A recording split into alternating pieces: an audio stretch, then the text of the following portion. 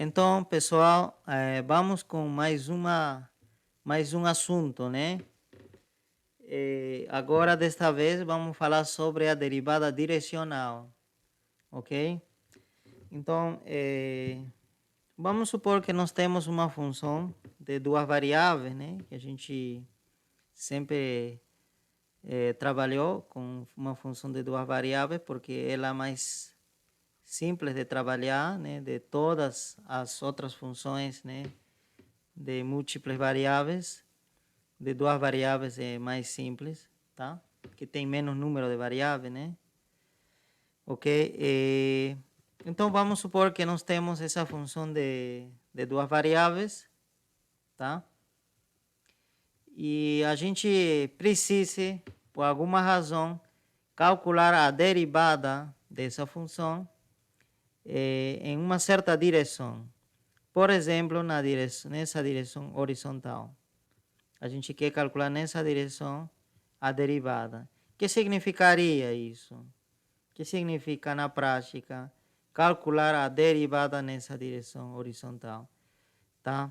É dizer, na direção do x positivo. O que significa?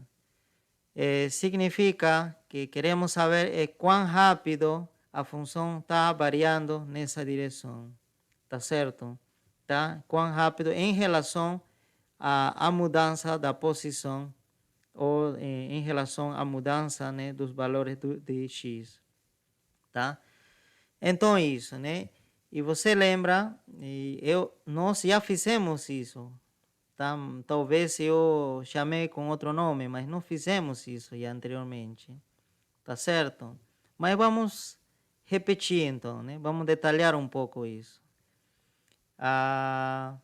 Ok, nós sabemos que as coordenadas desse ponto que está aqui, tá certo? Seriam, a abscissa seria x e a ordenada seria y, ok? Então é um ponto geral, tá? É um ponto qualquer sobre o plano x, y, tá? E a gente se deslocar esse ponto horizontalmente significa andar assim, né? E horizontalmente para a direita, nesse caso, né? Então, a gente anda nessa direção e não chegamos a outro ponto. Vamos dizer esse ponto aqui, tá? Ok? E agora nós queremos, justamente, queremos saber, né? Quão rápido essa função f está variando nessa direção. É dizer, a rapidez, né? A taxa de variação dessa função, é o que nós estamos querendo calcular, ok? E para poder calcular essa taxa de variação, nós precisamos primeiro, né, calcular a variação da função, tá certo? E dividir essa variação da função pela variação de quem? Nesse caso, quem vai variar seria simplesmente quem? O x. O y se mantém constante, né? A altura se mantém constante. Então, seria isso. Nós precisamos calcular isso, né? Ok? Que seria o seguinte, né? Para calcular a variação da função, então, nós precisamos calcular a função já nesse novo ponto, né? Esse x, o x, vamos dizer que variou quanto? Delta x, avançou, tá? Delta x, tá? Então, seria já a nova coordenada desse ponto, seria x mais delta x. E o y, como não variou nada, seria isso, né? Então, a variação da função seria a função nesse ponto final, x mais delta x, y, menos o valor da função no ponto inicial. Essa seria, então, a variação da função, tá? Quanto variou, se calcula dessa forma. E para saber a taxa, com que rapidez se muda, para saber isso, com que rapidez muda a função, nós precisamos dividir esse valor que está aqui por delta x. Por isso daqui. Nós precisamos fazer isso, tá? Porque se a gente simplesmente calcular a variação da função, não faz muito sentido. Por quê? Porque a variação da função vai, se quer um valor grande, é simplesmente andar mais. Se quer um valor pequeno, é só andar menos, né? Isso quase não faz muito sentido. Porém, esse daqui, essa divisão, sim, faz sentido, porque ela está medindo com que rapidez varia a função, né? Quando variamos, por exemplo, Δx uma unidade, a gente dá um passo, né? Com que rapidez. Isso sim, seria uma velocidade, né? Tá? Com que varia a função em relação a x, tá? Ok. Essa seria, então, a taxa de variação. Mas essa taxa de variação seria finita, né?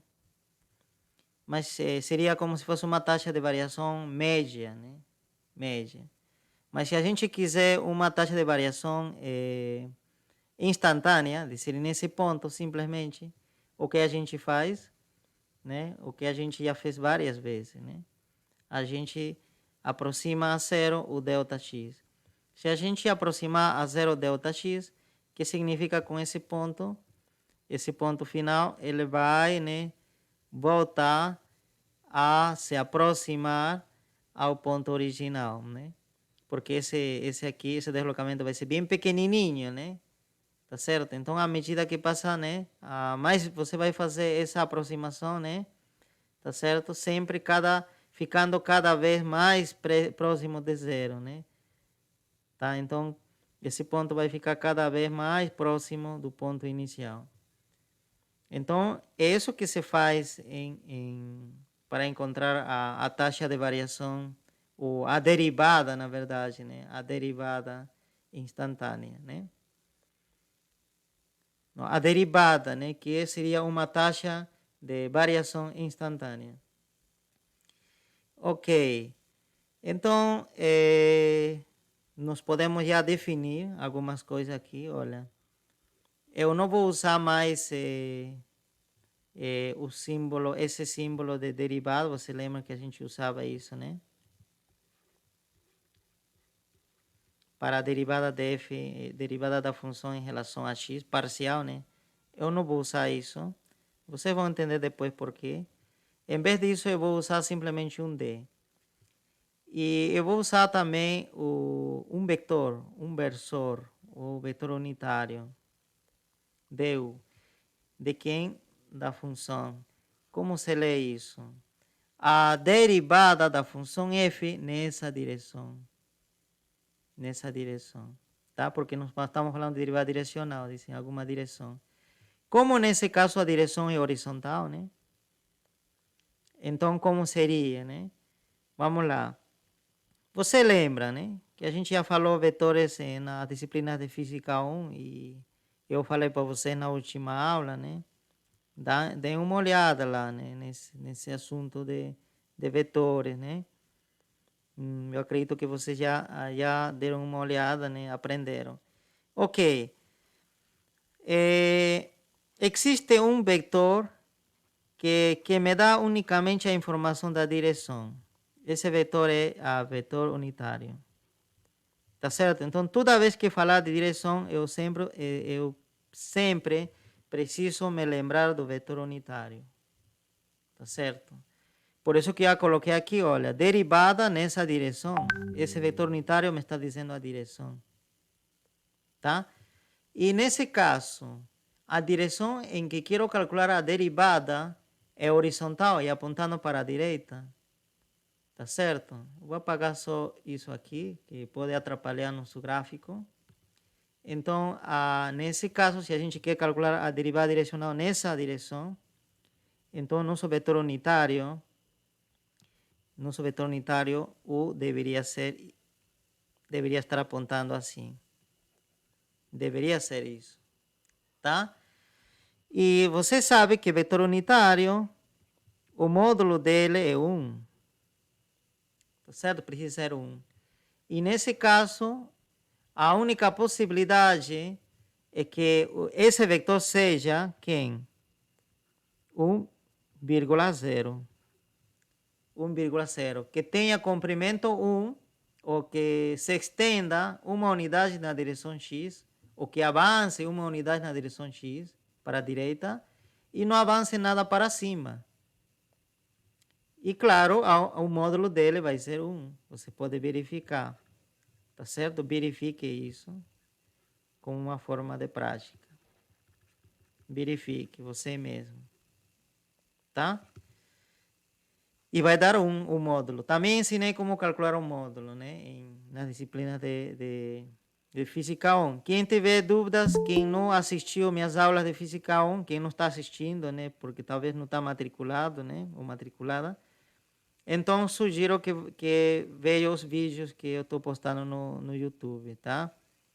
Lá na parte de vetores, eu explico bem detalhado isso. Tudo bem? Então, significa que, nesse caso, o U seria o seguinte. Eu troco, então, nessa forma. Então, derivada nessa direção. 1,0. De quem? Da função f. Tá?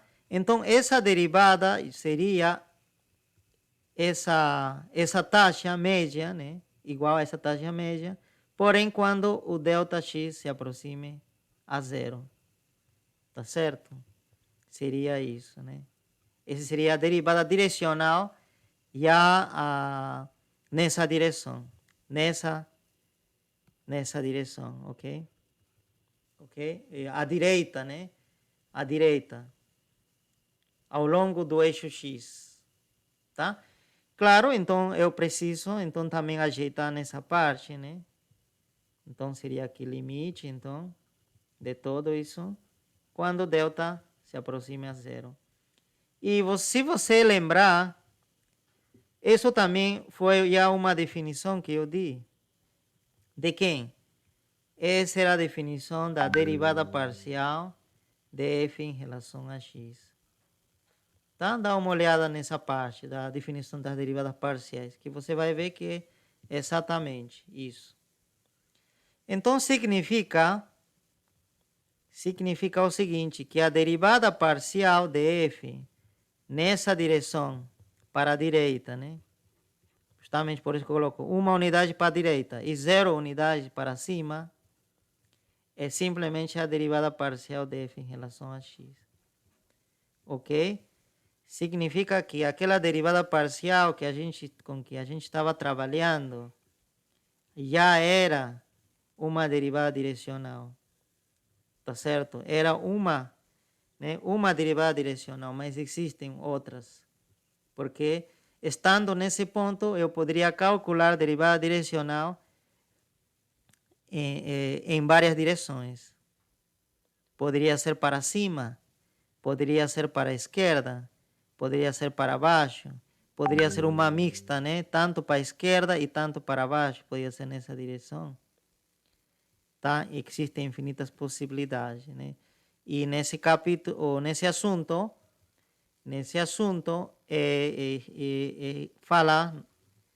consiste em falar da derivada direcional de forma geral, tá?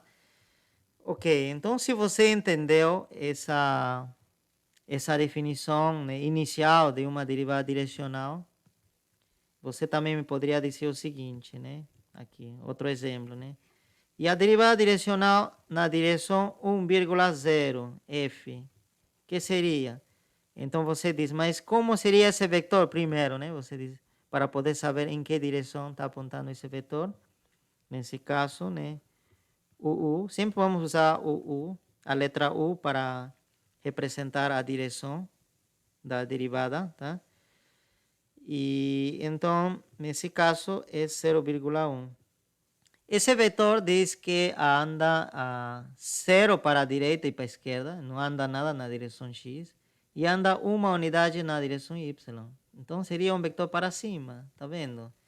E isso aqui não seria outra coisa que isto. Então, nesse caso, o U, que está representado por essas componentes, seria isso.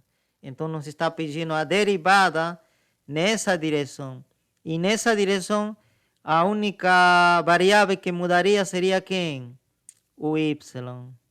O y, né? Vamos dizer, por exemplo, nessa direção seria isto, né? Tá certo? Seria esse caminho, a gente tem que seguir esse caminho.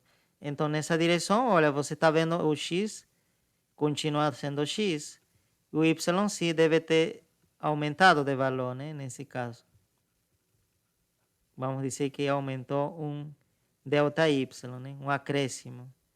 Tá certo? Então, o que significaria isso, né? Você lembra, uma derivada em que simplesmente mude o y e o x se mantenha constante. Quem era? Era a derivada parcial de f em relação a y. Tá certo? Então, sem perceber, você já estava calculando a derivada direcional em duas direções particulares. Primeiro, em relação na direção 1,0, que seria a derivada parcial em relação a x.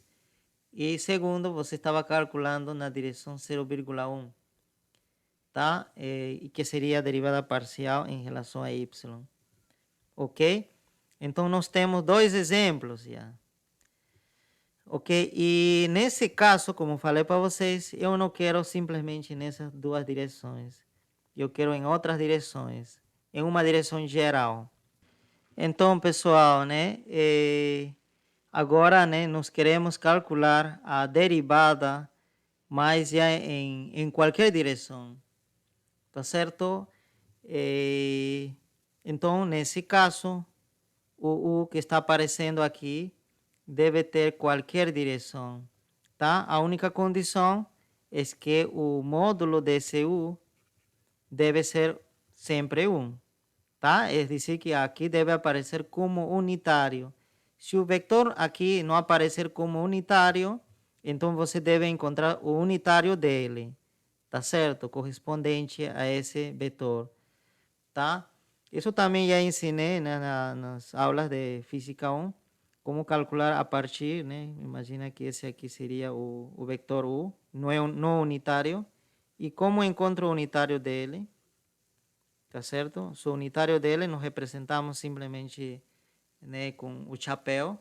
Então, para encontrar o unitário dele, basta dividir o vetor original, tá, pelo seu módulo, pelo módulo do vetor, né, original. Tá? Então, uma vez que eu fizer isso, já tenho o vetor unitário. Tá? Então, sempre esse vetor que está aparecendo aqui embaixo, né, como subíndice de D, deve ser isso. Tá? Unitário, sempre. Ok? Então, se não for dado, você tem que calcular. Tá? A partir, né, do vetor original. Então, vamos dizer que essa direção seja isso, né? A gente quer calcular a derivada nessa direção que justamente é indicada por essa seta, tá? E com certeza a gente vai, se está dizendo nessa direção, então eu devo deslocar esse ponto ou andar, né, no plano x, y nessa direção, ao longo desse vetor. Então, imagina que chego a esse ponto, né? Tá certo? Então, já estou nesse ponto. Então, com certeza, né, a derivada direcional ainda vai ter essa forma. Ainda vai ter. Agora, o que eu não tenho certeza é embaixo, se escrever ΔX ou escrever ΔY. Qual deles irá aqui embaixo? Esse que eu estou em dúvida inicialmente, né, aqui. Que vai ir, porque eu preciso comparar o crescimento da função em relação a alguma coisa. Tá? Eu preciso fazer essa comparação, né? Tá? Só depois fazer o limite, né? Para poder calcular já a taxa de variação instantânea. Ok. Por que eu não sei que colocar aqui, se ΔX ou ΔY? Porque nessa situação geral, variam tanto x, né? Você vira, olha, esse ponto se desloca horizontalmente e também se desloca verticalmente, tá? Então, aqui a gente vai representar. Então, existe, né, uma variação da posição do x, da variável x, tá? Então, essa variação justamente seria ΔX, né? Esse acréscimo, tá? E na direção y acontece a mesma coisa. Existe, né, uma variação. Esse aí seria esse daqui, ΔY.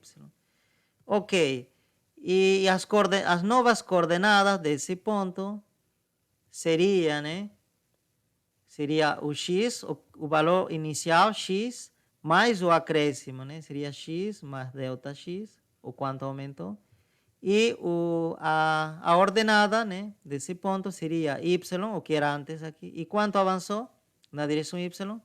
Avançou delta y. Tá certo? Então, nessa situação, como você está vendo, variam os dois.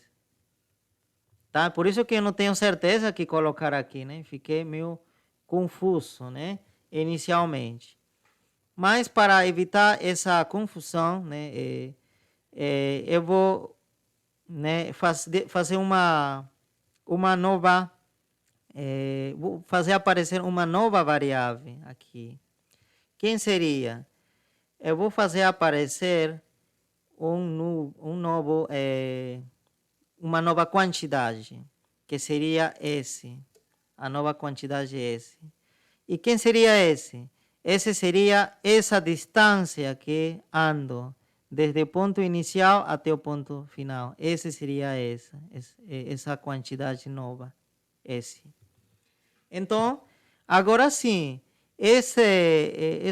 essa nova quantidade, S, é escalar, não é vetor. É um número real, tá? Então, aqui escrevo S pertence aos reais. E ela pode ser positiva ou negativa, tá? Essa nova quantidade. Se está deslocando assim, né? Claro, é positiva, mas pode acontecer que se desloque para trás, assim. Aí seria negativa, tá? Mas disso não vou falar, tá? Acho que não é melhor entrar, não é boa ideia entrar nesse detalhe. Então, vamos supor que nesse caso esse é simplesmente positivo. Ok. Então, agora sim, eu tenho já uma nova quantidade que vai ir aqui no denominador. Quem seria? Com quem que eu vou comparar essa variação da função? Eu vou comparar justamente em relação a esse, nova quantidade, esse. Tá certo? Nova quantidade, esse. Tá?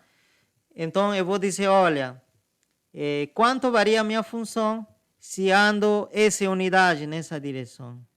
Isso que está determinando esse quociente, tá? Essa taxa de variação está determinando isso, né? Se ando uma unidade, quanto vai variar minha função? Tá? Ok. Pronto, né? Agora a gente precisa encontrar, né, delta x e delta y em função desse. Nós precisamos relacionar delta x com quem? Com esse. Tá? Como se relacionam eles, né? Porque a gente vai precisar aqui, olha. Aqui está aparecendo delta x, né? E para que serve delta x? É porque a gente não terminou ainda de escrever aqui, né? Olha. Delta f, a variação da função seria, né? A função no ponto final, é dizer, x mais delta x, vírgula y mais delta y. Eu acho que aqui não é boa ideia continuar. Vai faltar espaço. Então, seria melhor aqui, né? Então, seria a função no ponto final, que seria x mais delta x, y mais delta y. Tá certo? Estou calculando a função aqui, nesse ponto, menos a função no ponto inicial. Ok? E esse daí eu vou dividir por quem? Eu vou dividir pelo S. Tá certo? Mas você deve imaginar que deve existir alguma relação entre delta x e S, né? Como falei para vocês. Tá certo? Esse daqui e esse daqui deve ter alguma relação com esse, né? Tá? Até você pode dizer, olha, teorema de Pitágoras, você pode descobrir que delta x ao quadrado mais delta y ao quadrado é c quadrado, tá vendo? Existe alguma relação. Mas eu não quero essa relação bem complicada. Eu não vou usar isso aqui. Vai ficar bem complicado aqui. Eu preciso fazer uso desse vetor. esse daqui vai me relacionar, tá? Ok, então vamos fazer o seguinte, para encontrar essa relação.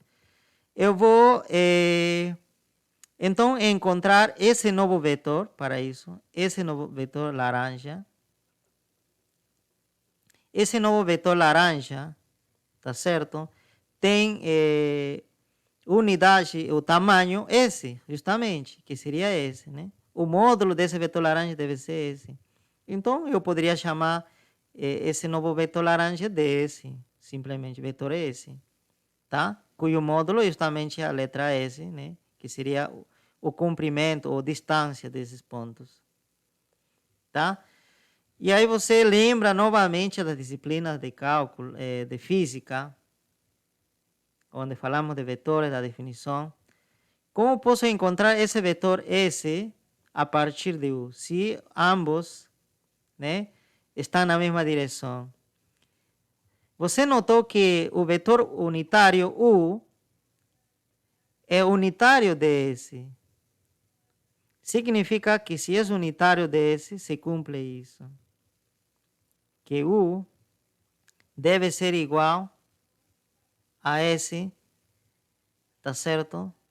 O vetor S dividido pelo seu módulo.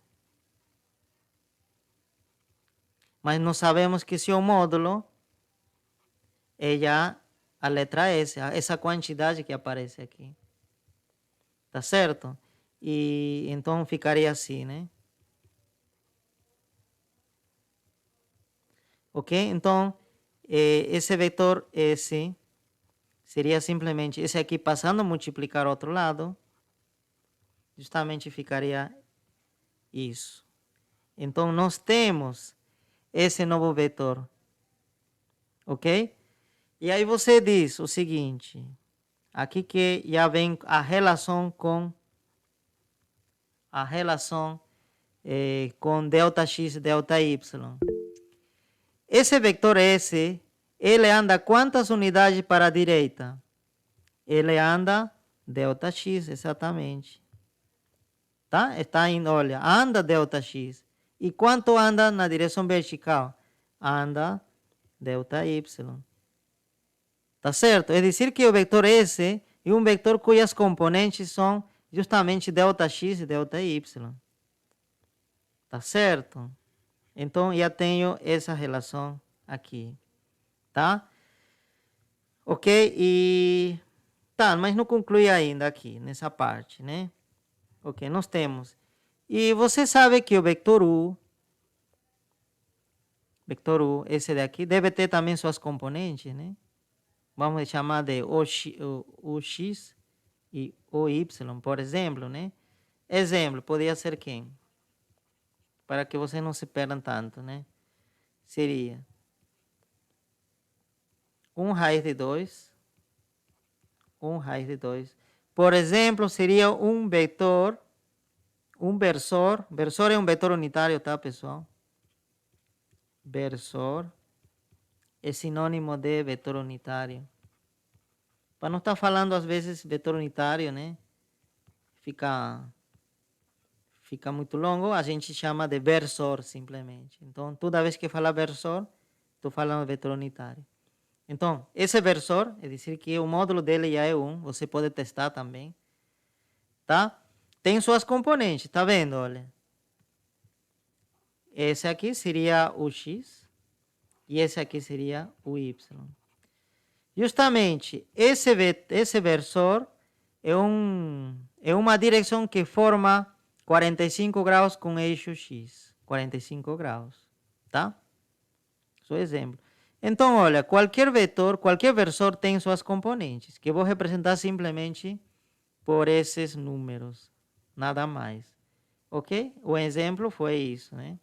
Vamos apagar isso aqui e continuar. Por que que já escrevo dessa forma? Porque eu posso substituir essa informação aqui. Aqui. Tá certo? Então, se eu substituir, eu vou ter o seguinte, né? Seria S multiplicado pelo vetor que tem essas componentes. Igual a ΔX e delta y. Multiplicando, né? Você sabe também isso, que funciona a propriedade distributiva. Vai ficar S ou X, vírgula, S ou Y, igual a delta X e delta Y. Aí você tem dois vetores idênticos. Significa que, como esses vetores são idênticos, significa que suas componentes também são iguais. Esse com esse é igual, e esse com esse é igual. Pronto. Seria isso a relação que estava procurando. Eu vou anotar já essa relação aqui porque vai ser muito importante. Então, significa que esse multiplicado com a componente x desse versor me deve dar justamente delta x. E esse multiplicado pela componente y desse versor me tem que dar o delta y. Ok? Então, já tenho uma relação entre esse e entre delta x. Uma vez que a gente já tem uma relação, né, entre esse, né, e o delta x, né, e esse e delta y, a gente já pode aplicar, né, a regra de sempre. Né? Nós queremos derivada, nós queremos taxa de variação instantânea. Tá? Não quero uma taxa de variação média, né, que seria isso. E para isso, fazemos o mesmo truque de sempre. Limite, e quem que deve se aproximar a zero nesse caso? Seria o S, né? Esse caminho, né? Esse caminho que devo andar deve ser muito pequeno, tá certo? Então, o S deve tender a zero, tá? Claro, né? Se S tende a zero, você pode observar isso, então o que vai acontecer? Então, o delta x também tende a zero e delta y também tende a zero, ok? Tá certo, né? Se eu estou dizendo que, olha, que esse ponto volte e se aproxima a esse ponto inicial, que vai acontecer que a variação na direção y vai ser bem pequenininho e na direção x também vai ser bem pequenininho, ok? Então isso, né, se produz essa relação, tá? Que é compatível também com isso, né? Se S tende a zero, obviamente que isso aqui também vai para zero. E é a mesma coisa com isso. Pronto, então continuamos aqui. Limite quando S tende a zero, tá? Ok. E aqui não tá difícil, né? Como a gente vai resolver isso, nesse limite? A gente precisa transformar essa expressão, essa taxa, né? Com algo que envolva derivadas parciais. Essa é a ideia. E para isso vou fazer o seguinte, né? Reescrevo simplesmente limite. Não vou mudar nada essa parte. E eu vou reescrever ainda essa parte antes, tá? Não quero me apressar. Eu vou escrever.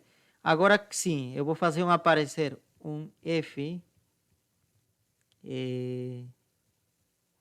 Assim. E como estou fazendo aparecer isso, e esse não estava aqui, eu vou ter que tirar.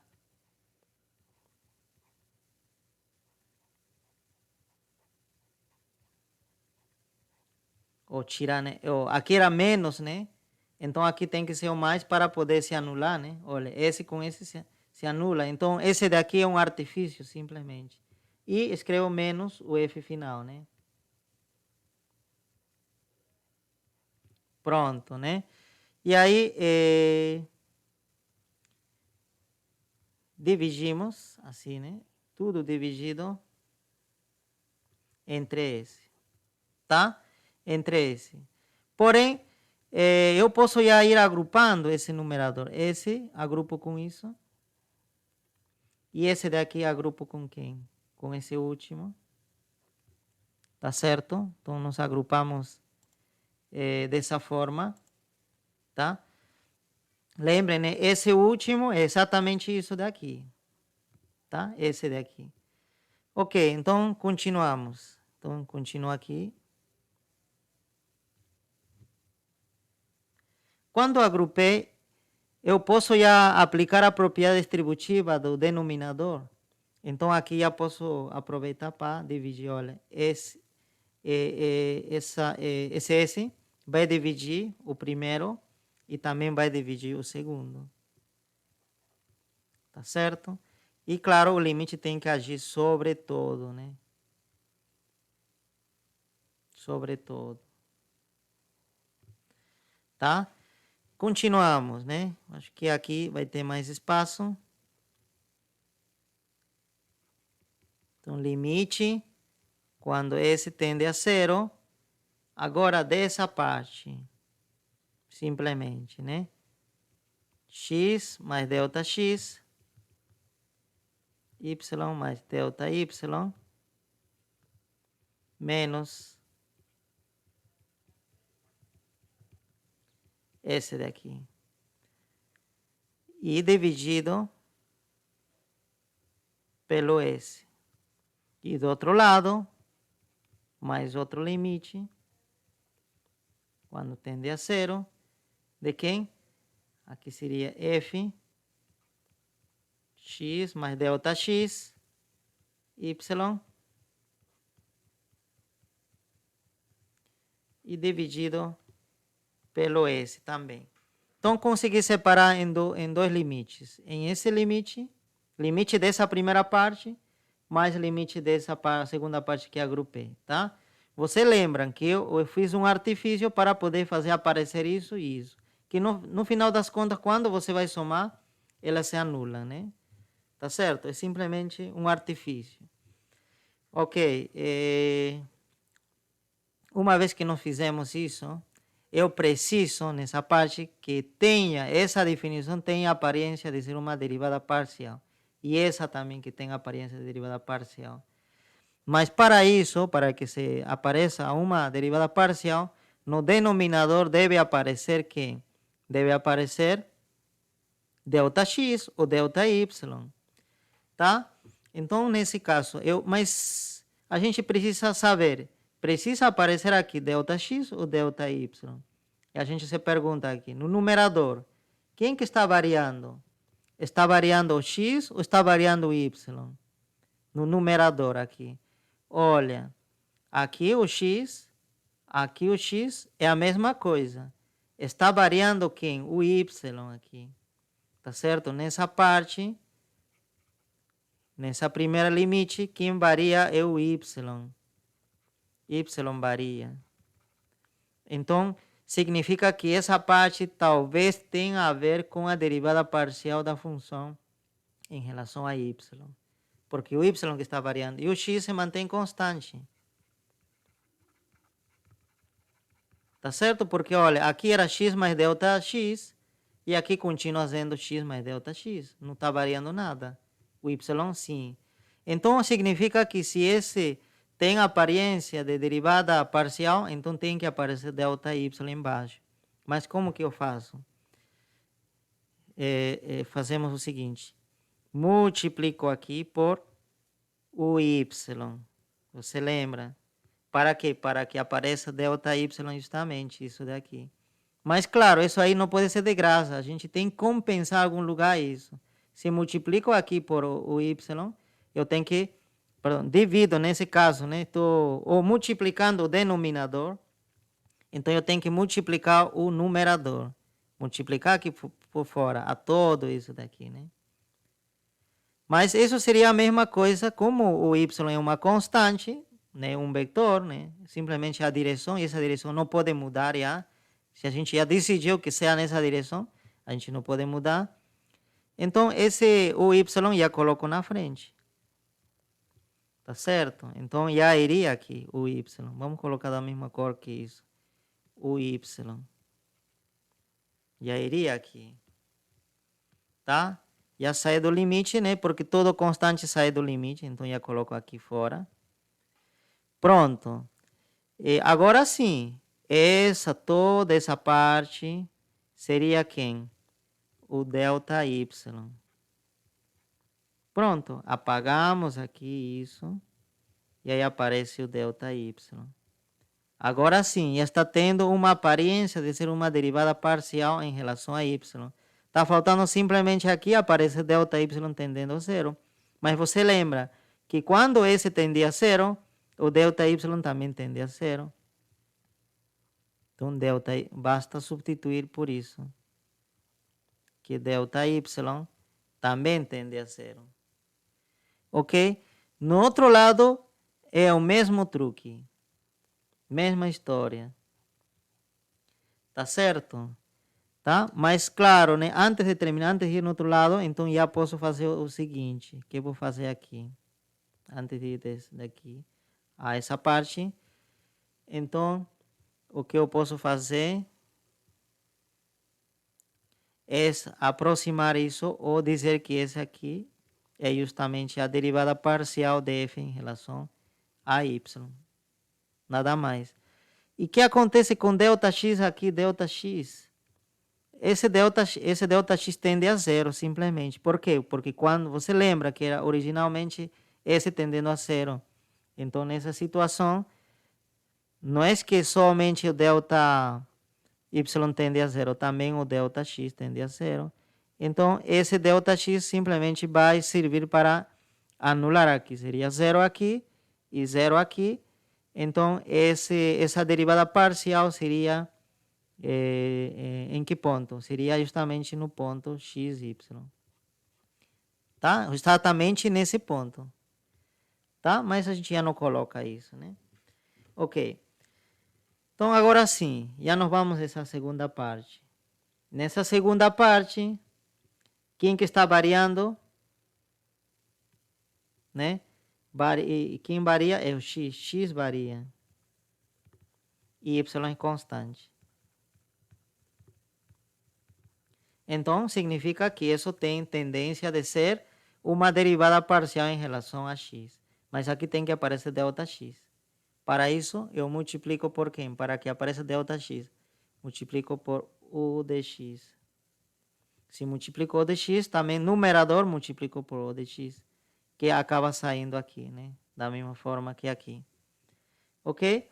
Então, agora sim, eu posso apagar aqui isso e já sei que é Δx. Agora sim, aqui fica mais claro ainda, né?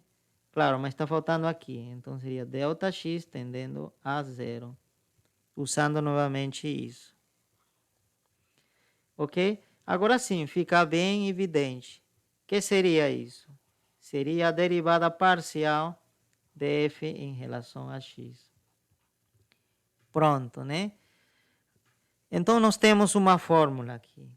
Tá? Agora sim, posso apagar toda essa parte do limite, né? Essa parte só para entender por como aparecem essas derivadas parciais, né? Então, agora escrevo aqui a fórmula. Seria o y, justamente a componente y disso. Tá meio estranho, né? Geralmente se começa com x. Então, vamos escrever isso, que não estaria errado. Vamos escrever isso primeiro. Então, escrevemos o x, que é mais organizado, né? O x, derivada parcial de f em relação a x. Tá certo?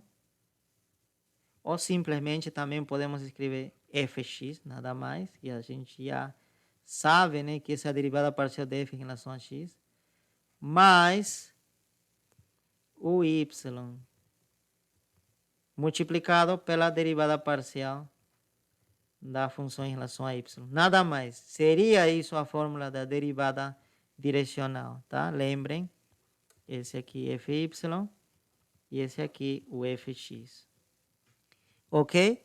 Então, já nós temos esse ponto que queria chegar, tá? Então, a fórmula que nessa parte vale ouro seria isso. Essa é a fórmula que você vai usar. Então, nós conseguimos, né, a fórmula que nos permite calcular a derivada em qualquer direção, tá? É justamente isso que a gente chama de derivada direcional, né? Tá? Então, se calcula da seguinte forma, né? Dessa forma como está aqui. Que nós precisamos? precisamos calcular a derivada parcial da função em relação a x, em relação a y, tá? E precisamos também das componentes do versor, justamente da direção, tá? As componentes desse versor que aparece aqui, tá? Ok? Mas existe uma forma de ainda ajeitar essa fórmula, tá certo? E talvez colocar de uma forma mais compacta ainda isso daqui, tá? Para quem conhece produto escalar, sabe que esse aqui é um produto escalar. Produto escalar. Tá certo? E como eu sei que é um produto escalar? Porque, olha, estou multiplicando a componente x e por um f com subíndice x, parece que fosse esse aqui componente x de algum vetor, parece. E aqui também a mesma coisa, o componente y por algum f com subíndice y, parece que esse aqui fosse a componente y de algum outro vetor, tá certo? Então, para que isso fique mais evidente ainda, eu vou definir o seguinte. Definição. Vamos definir o vetor gradiente. Vamos ver. A função gradiente. A função gradiente de uma função de duas variáveis se simboliza da seguinte forma. Seria como se fosse o delta era assim, né? Aqui é o invertido, né? Tá? É invertido, delta, isso. Né? E aqui recebe o nome desse símbolo, recebe o nome de nabla. Tá? Então, o gradiente de f se define, é um vetor, é uma função vetorial, se define como sua componente x será a derivada da função em relação a x. E sua componente y será a derivada dessa função em relação a y. Tá certo? Então, essa aqui é a função gradiente. Tá? O vetor gradiente. Ok? Então, agora que eu defini a função gradiente, a derivada direcional fica ainda, pode ser escrito ainda de uma forma mais compacta. Tá certo? Então, como eu falei, olha, esse parece o produto escalar. Justamente seria, olha, o produto escalar da componente x do u com a componente x da função gradiente. E mais a componente y de u e a componente y da função gradiente. Então, produto escalar. Então, esse aqui seria o produto escalar da função gradiente multiplicado por quem? Pelo versor u. Tá? Então, melhor ainda assim, né? U, amarelo. E esse aqui a gente pode mudar da seguinte forma, D. Então, isso. Essa é a fórmula final. Tá? Então, a gente ia poder começar a trabalhar com isso, né? Exemplo, então, né? Exemplo, para que fique mais claro isso, né? A aplicação dessa fórmula. Então, seja a função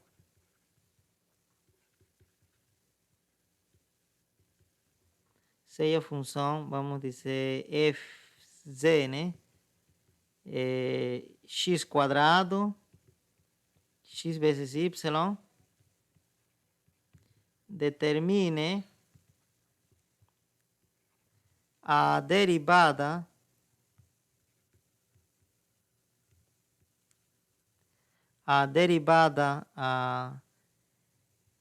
na direção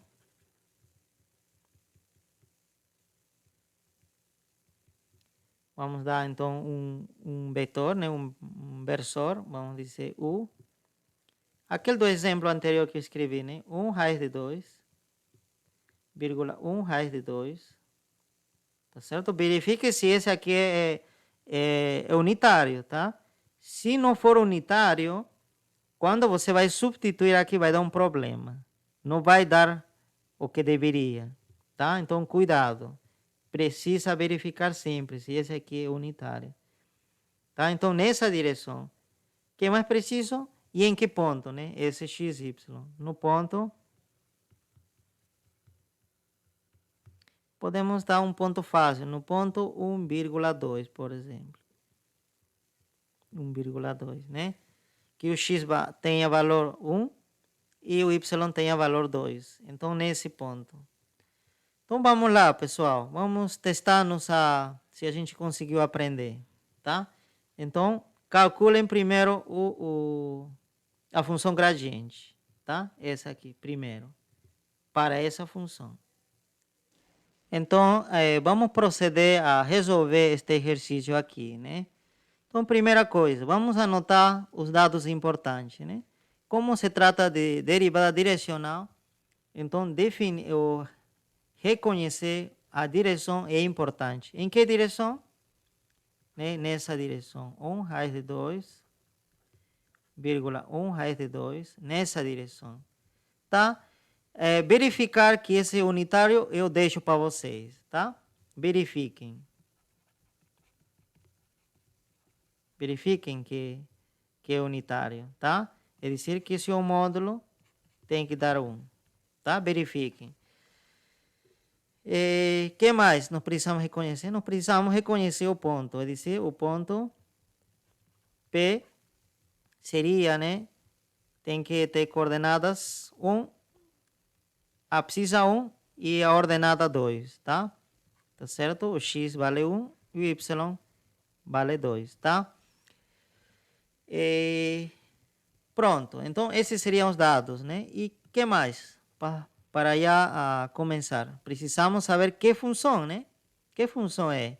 Nesse caso, a função é x² mais x vezes y. Essa função aqui. Pronto? Então, agora sim. Agora a gente se pergunta, queremos calcular essa derivada direcional. O que a gente precisa? Precisamos calcular primeiro a função gradiente. Gradiente, tá? Então, precisamos isso daqui. Então, vamos calcular a função gradiente. Você lembra que a função gradiente era um vetor com essas componentes. É dizer, que a gente precisa calcular as derivadas parciais, tá? Em relação a x e depois em relação a y, tá? Claro, você não vai fazer o seguinte, não vai substituir esses pontos aqui e vai querer derivar depois. Não pode fazer isso. Esse substituir os pontos vai ser no final, quando você já tenha a função derivada direcional. Primeiro você vai encontrar que função é essa. Aqui vai dar uma função derivada direcional. Uma função. Uma vez que você já tem isso, aí você substitui por esses valores, tá? Senão você vai substituir aqui, vai dar número. E o que você vai derivar? Né? Como você vai encontrar a derivada parcial em relação a x e em relação a y, tá? Não faça isso. Esse aqui é para o final. Para o final. Então, vamos lá. Vamos derivar, então, essas funções. Ok, essa função, né? Essa aqui, encontrar as derivadas parciais. Em relação a x, esse aí está bem simples, né? Seria, então, x², x por y, derivo em relação a x. Esse aqui seria 2x. Aqui, ao derivar essa segunda parte, vai dar y, né? Pronto. Em relação a y, como seria? Em relação a y, então, escrevo também. Esse aqui seria 0, constante. Aqui seria x, simplesmente. Pronto. Então, minha função gradiente, por isso que é função, tá? Usando isso, eu posso escrever minha função gradiente. Seria o seguinte. seria 2x mais y. E a componente y, x. Essa aqui é uma função, mas é uma função vetorial. Tá certo? É decir, se o valor vai ser um vetor. Tá? Quando você substituir, por exemplo, o valor de x, o valor de 2 aqui, vai dar um vetor. Tá? É uma função vetorial. De valor vetorial. Então, uma vez que a gente já fez, substitui aqui na derivada direcional, né? A derivada direcional na direção U. Tá? Eu não vou escrever tudo isso aqui, pode ficar um pouco chato. Eu posso simplesmente indicar por U e já lembrando que U vale tudo isso. Tá? Igual. Aqui, então, multiplicamos, né? A componente x desse aqui, desse vetor, que seria isso, multiplicamos por esse. Então, seria quanto, né? Seria 1 raiz de 2, 2x mais y, mais, agora, a componente x da gradiente com quem? A componente y, né, da gradiente com a componente y do versor. Então, vai dar aqui 1 raiz de 2 vezes x. Então, essa seria a função derivada direcional. Tá vendo? Ainda a função. Válido para qualquer ponto. A única informação que a gente colocou aqui é que precisa ser nessa direção, nada mais. Mas ainda a gente não definiu o ponto. Tá? Poderia ser em qualquer ponto desse plano. Mas a gente já precisa definir nesse caso porque foi dado os valores de x. Foi dado 1 para x e foi dado 2 para y. Então, nesse caso, a gente escreve assim, né? F, esse aqui é chapéu, né? Em que ponto? Colocamos entre parênteses. Esse aqui, como tem um símbolo bem extenso, a gente coloca dessa forma. Nesse ponto, 1,2. Então, vamos substituir. Onde aparece x, a gente coloca 1. Né? Então, seria 1 raiz de 2. A gente pode colocar ainda em evidência isso aqui, 1 raiz de 2. Aí vai ficar quanto, né? Aí vai ficar 2 vezes x vale 1. Y vale 2. E aqui x vale 1. Tá certo? E aqui vamos simplificando, né? 2 vezes 1, 2, 4, 5. Pronto. Então, vale 5 raiz de 2. Pronto. Então, nessa direção e nesse ponto, a derivada dessa função vale 5 raiz de 2. 5 sobre raiz de 2, tá? Então, essa é a resposta. Então, é assim que você tem que resolver. Para finalizar nossa aula, vamos deixar um exercício, tá? E vamos supor que nós temos essa função. A função anterior que trabalhei já, ok? Então, aí nesse caso, você não precisa perder tempo já calculando as derivadas parciais, mas se você quiser, pode calcular novamente, tá? Ou você já usa, né, do exercício anterior. Está dizendo, determine a derivada nessa direção. Tem 4 direções diferentes, tá? Ou aqui, olha, essa direção. Você já viu que aqui, você deve ter percebido que esse aqui não é unitário, então você deve encontrar seu unitário. A fórmula é isso. Esse vetor que está aqui, você vai ter que dividir pelo seu módulo. Aí você vai encontrar o unitário. Agora sim, com esse unitário, com esse novo resultado, você vai poder substituir na fórmula da derivada direcional, né? Que era isso, né? Isso, né? Você vai poder substituir nessa fórmula. Nos 4 casos, os vetores não são unitários. Verifique. Então, calcule, use essa fórmula.